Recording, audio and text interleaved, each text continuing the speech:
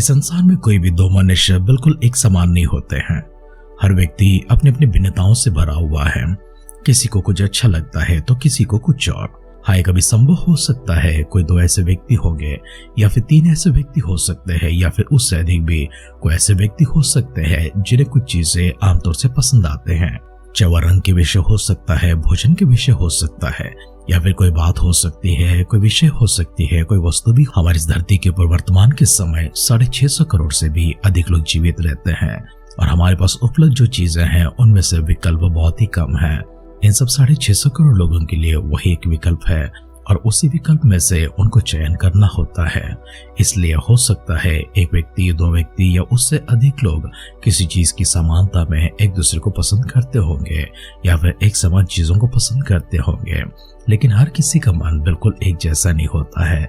कभी एक जैसा मन मिल भी जाता है लेकिन पूरी तरह से मिलता नहीं है। इनमें से कुछ विचार हो सकते हैं या फिर विचारधाराएं हो सकते हैं। विचारधाराओं में भी एक सीमा होती है, उस सीमा के परे कोई भी एक दूसरे के समान उसी परिमाण में, उसी मात्रा में किसी भी चीज को पसंद नहीं करते होंगे या फिर किसी चीज का विरोध भी करते होंगे। मनुष्य अपनी भिन्नताओं से भरा हुआ है। इन सब के बावजूद वो सारी भिन्नताएं हम सबों को एक जैसा रखती हैं, एक साथ रखती हैं, मिलजुल कर हम लोग रहते हैं। तो इंसान का हृदय कैसा है, उसका मन कैसा है, उसके विचार कैसे हैं, उसकी परिमाण कैसी है, उसकी मात्रा कैसी है, उसमें किस प्रकार से गुण है और कितने लोगों के लिए जगह है। अच्छे लोगों के लिए जगह है, बुरे लोगों के लिए जगह है, दुष्टों के लिए जगह है, पापियों के लिए भी जगह है, खुशियों के लिए जगह है, दुखों के लिए जगह है। यदि खुशियों के लिए जगह मिलती है तो कितनी बड़ी जगह उससे मिलती है। यदि दुखों के लिए जगह है तो कितनी जगह पर, कितने परिमाण में वो अपना आक्रमण कर बैठता है। इन सारी बातों को हम लोग गौर करेंगे और सबसे पहले ये भी देखेंगे मनुष्य के प्रति मनुष्य को किस प्रकार से उसके मन में जगह है, परमेश्वर के प्रति मनुष्य को उसके हृदय में कितनी जगह है। खुशियां जब आती हैं तो किस प्रकार से उसे समाते हैं, दुख जब आते हैं तो किस प्रकार से उसे समा पाते हैं। हमारे अनुकूल में सब कुछ जब होता है तो उसके प्रति प्रतिक्रिया दिखाने के लिए कितनी जगहों को रखते हैं। हमारे विपरीत में, हमारी प्रतिकूल परिस्थितियां हमारे खिलाफ में काम करते हैं तो उसके विरोध में हमारे मन में कितनी जगह बन जाती है।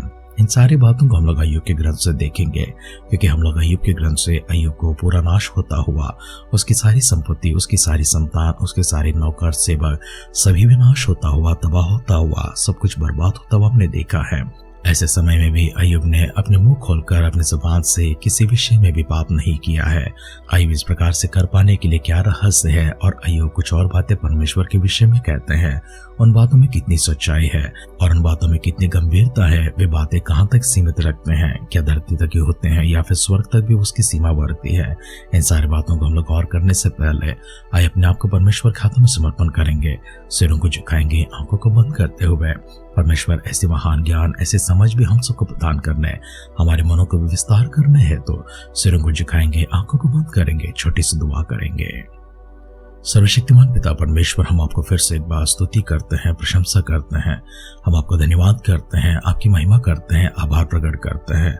हम सबों को देव प्रभु जी सुंदर से समय के लिए सौभाग्यवान अपने आप को गिनते हैं और आपकी उपासना करने हैं। तो प्रभु जी जो समय दिया है उन सबों के लिए शुक्र अदा करते हैं।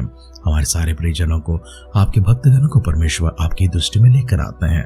व्यक्तिगत तौर से प्रभु जी सभी को छूने के लिए, अपनी बरकत में हाथ उनके ऊपर रखने के लिए, सुरक्षा उन्हें प्रदान करते हुए, उन्हें संभाले रखने के लिए, उनकी सारी आवश्यकता स्वर के भंडारों को खोलकर प्रभु उन तक पहुंचाते हुए अनगिनत अपार रूप में परमेश्वर अपने दिव्य आशीर्वाद उनके ऊपर लेने के लिए दुआ करते हैं। आगे के समय वचनों के माध्यम से प्रभु जी हमसे बातें कीजिए, सारी महिमा, गौरव, आदर, सम्मान आप प्राप्त कीजिए। हमारी हर एक प्रार्थना को प्रभु जी आपने सुनकर हमें दिए उत्तर के लिए धन्यवाद करते हुए हमारे उद्धारकर्ता हमारे प्रभु यीशु मसीह के नाम से इस प्रार्थना को मांगते हैं, सुन और कबूल कर पिता। आमेन, आमेन, आमेन। आध्यात्मिक जीवन की दैनिक खुराक सुन रहे हमारे सारे प्रिय श्रोताओं को, परमेश्वर के प्रिय भक्त गणों को प्रभु यीशु मसीह के नाम में प्यार भरा जय मसीह की सुप्रभातम और शुभोदय कहते हुए हम सबका मनपसंद ध्यान केंद्र आध्यात्मिक जीवन की दैनिक खुराक में और इस नए दिन में आप सबका स्वागत करते हैं। हमारी अध्ययन अय्यूब की ग्रंथ पहला अध्याय में चल रही है और उसका 20 और 21 वचन को पढ़ते हुए हमारे ध्यान में आगे बढ़ेंगे। तब अय्यूब उठा और भागा फाड़ सिर मुंडवाकर भूमि पर गिरा और दंडवत करके कहा, मैं अपनी माँ के पेट से नंगा निकला और वही नंगा लौट जाऊंगा। यहोवा ने दिया और यहोवा ही ने लिया, यहोवा का नाम धन्य है। अय्यूब का ग्रंथ पहला अध्याय का 20 और 21 वचन को हमने पढ़कर सुना है। हमारे इस पठन के इस भाग में हम अय्यूब को देखते हैं जो परमेश्वर के विषय में कहते हैं, जब मैं परमेश्वर की यहाँ से धरती के ऊपर आया था तो अपने माँ के गर्भ के जरिए मैं संसार में प्रवेश किया था, और आते समय मैं दिगंबर था, मैं नंगा था, मैं निर्वस्त्र था और मेरे पास कुछ ना था। और मैं जब यहाँ से चला जाऊंगा तब भी मैं ऐसे ही जाऊंगा, क्योंकि परमेश्वर के पास जाते समय मुझे निर्वस्त्र होकर ही सब कुछ यहाँ से छोड़कर जाना है। इन वचनों की गहराई में हम लोग जाते हैं। कुछ विचार इस प्रकार से होते हैं, मैं तो खाली हाथ आया था और मैं जाते समय भी खाली हाथ जाऊंगा। अय्यूब के समान कुछ लोग ऐसे कहते हैं, मैं तो नंगा आया था और मैं जाते समय नंगा ही चला जाऊंगा। इन दोनों बातों में कितनी सच्चाई है, उदाहरण के माध्यम से हम इसे समझने की कोशिश करेंगे। सबसे पहला, इसमें कोई संदेह नहीं है, अय्यूब दिगंबर इस संसार में प्रवेश किया था, अर्थात हर एक मनुष्य भी दिगंबर ही इस संसार में प्रवेश करते हैं। उसके बाद उसे वस्त्र दिया जाता है। अगर वो किसी रईस इंसान के घर पर, किसी धनवान इंसान के घर पर जन्म लेता है तो उसे अच्छे से अच्छे वस्त्र मिलते हैं। अगर वही किसी गरीब के घर पर जन्म लेता है तो भी उसे कुछ न कुछ ओढ़ने के लिए मिलता है, पहनने को मिलता है। लगभग इस संसार में ऐसा कोई घर ना होगा जहाँ पर लोग दिगंबर रहते हैं। इस संसार में, हमारी मानव समाज में कहीं पर भी ऐसी कोई जगह नहीं होगी जहाँ पर लोग दिगंबर रहते होंगे। उनके कंगालपन के कारण उनके ऊपर कम से कम एक वस्त्र ना होता होगा। ऐसे कुछ लोग रहते होंगे, तो भी कुछ ऐसे लोग हैं जिनकी मन में तरस होती है, जिनके मन में प्रेम होती है और उदारता से वे उनको वस्त्र देते हैं। ऐसे सभी लोग एक दूसरे का ख्याल रखते हैं, तो हर कोई कम से कम एक वस्त्र तो पहनता ही है और उसके पास कम से कम एक वस्त्र तो होता ही है। और नवजात शिशु के लिए, उस बच्चे के लिए कुछ न कुछ ढकने के लिए उसके पास भी कुछ होता है। अगर ऐसा ना हुआ तो कोई ना कोई उसे कुछ ना कुछ ला कर देते हैं। लेकिन जब इस संसार को छोड़कर जाते हैं, उसे जाते समय भी कोई ना कोई उसे वस्त्र पहनाते हैं। अगर उसने अपने लिए कुछ अच्छा कमाया है, उसके माता पिता ने भी उसके लिए अच्छा कमाया है और उसके पास धन है, दौलत है, तो उसे अच्छे वस्त्रों के साथ में विदा करते हैं। अगर वही किसी गरीब घर में जन्म लिए हैं तो भी कुछ न कुछ वस्त्रों के साथ ही इस संसार से विदाई को प्राप्त करता है। लेकिन जो बात खाली आए हैं और खाली जाते हैं, इसमें कितनी सच्चाई है। सबसे पहली बात, कोई इंसान खाली नहीं आते हैं, क्योंकि वो अपने जन्म से पहले किसी घर को ढूंढ कर आता है, अपने जन्म से पहले किसी परिवार को ढूंढ कर आता है। परमेश्वर उसको इस संसार में भेजने से पहले उसके लिए कम से कम उसके इलाज के या फिर अस्पताल में उसके प्रसव के लिए कुछ न कुछ पैसों का प्रबंध करता है। उसके जन्म लेने के बाद मिठाई बांटने के लिए उसके पास कम से कम कुछ पैसे भी तो होते हैं। उसके बाद उसकी पढ़ाई होती है, परवरिश होती है, पालन पोषण होती है। ऐसी उसकी जिंदगी में कमाई की उम्र आने तक उसका देखभाल किया जाता है। कुछ लोग होते हैं जो उस पुश्तैनी जायदाद के वारिस होते हैं। इस प्रकार से कोई भी मनुष्य खाली हाथ नहीं आता है। हवा जाते समय अपने संग कुछ नहीं लेकर जाता है। जो कुछ भी उसने कमाया है उसे पीछे छोड़कर जाना पड़ता है। लेकिन इस संसार में उसने जो कुछ भी अपने लिए कमाया है, अर्थात अपनी अच्छी चाल चलन से, अच्छे स्वभाव से, अच्छी बुद्धि से, अच्छे मन से, अच्छे हृदय से, लोगों की दुआओं से, परमेश्वर के अनुग्रह से, परमेश्वर की दया से जो भले काम उसने किए हैं उनके प्रतिफल को प्राप्त करता हुआ परमेश्वर के स्वर्गराज में जाने से पहले यहाँ से कमा कर जाता है। यही बात हम लोग प्रकाशित वाक्य में देखते हैं। तेरे काम तेरे पीछे पीछे आएंगे। अगर अच्छे काम किए तो अच्छे प्रतिफल को लेकर आएंगे, अगर बुरे काम किए तो दंड को लेकर आएंगे। तो अय्यूब की बातों में हम लोग जिस प्रकार से देखते हैं, दिगंबर आए हैं तो जाते समय दिगंबर अर्थात परमेश्वर के सामने जाने के समय तक ये वस्त्र काम नहीं करेंगे। ये वस्त्र तो इसी संसार में मिट जाते हैं, अर्थात वह मरा हुआ देह के लिए होता है। लेकिन उससे पहले ही आत्मा चली गई है। आत्मा चली जाती समय जिस तरह से दिगंबर आई है, उसी प्रकार से दिगंबरी लौट जाती है। अय्यूब की इन बातों में कोई संदेह नहीं है, बिल्कुल सच है। लेकिन खाली आया और खाली जाऊंगा, इन बातों में बिल्कुल सच्चाई नहीं है। इसलिए हमें ध्यान देना जरूरी है कि हम इस संसार में शिकायतों को अगर रखते हैं, परमेश्वर के इस प्रबंधन को हमें देखना है, परमेश्वर को शुक्र अदा करना है।